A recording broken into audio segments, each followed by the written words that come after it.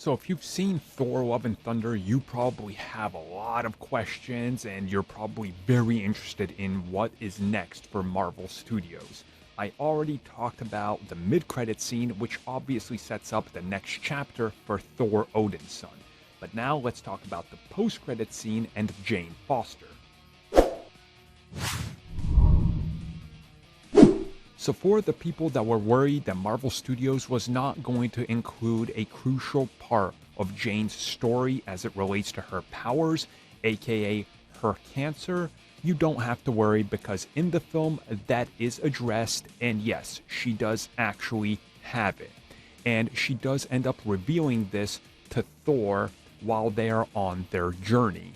And what happens is, of course, during the fight with Gore the God Butcher, things go pretty bad for pretty much everybody involved. Yes, they end up defeating Gore the God Butcher, but again, it's not as clean as they would have liked. Valkyrie is injured, Jane ends up in the hospital afterwards, and yeah, her cancer almost kills her. Now again, this is important to her turning into Mighty Thor, because as we find out during the film, it's much like the comics. Every time she wields the hammer and she becomes Mighty Thor, the cancer just gets a little bit worse.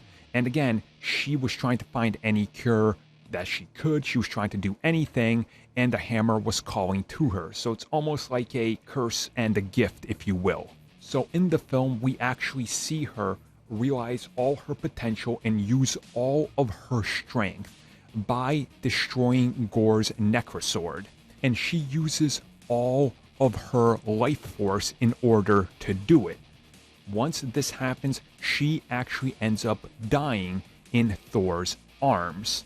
And, she's obviously dead. She dies during the events of the film. Now, what happens is the post-credit scene picks up after her death. She finds herself in Valhalla. She finds herself at the dinner hall of Viking warriors. And again, this is important because the implication here is, yes, she's still alive, she is in Valhalla, but more importantly, she has now been accepted by Asgardians as an Asgardian god, as an official Asgardian. So the implication here is, if she can find a way out, like many of them are probably going to be trying to, or the plot is going to call for it, or who knows what, she's officially going to still be able to, presumably, be Mighty Thor once they find a way out of Valhalla. And to make things even more interesting, yes, it is Heimdall that is waiting for her there.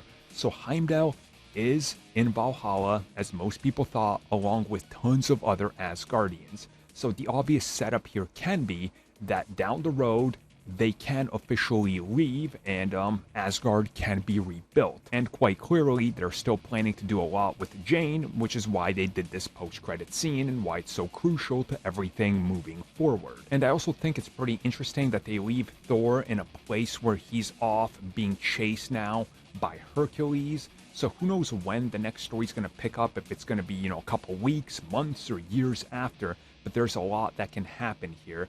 And obviously, things will at some point converge down the road, who knows what. But it's going to be interesting to see how they put all this together and what the next film looks like. Because just by the mid-credit and post-credit scene, this next film's gotta be some sort of epic tale. Because, come on. Leaving Valhalla, Hercules, so many more things going on. It's an absolutely insane setup for the future.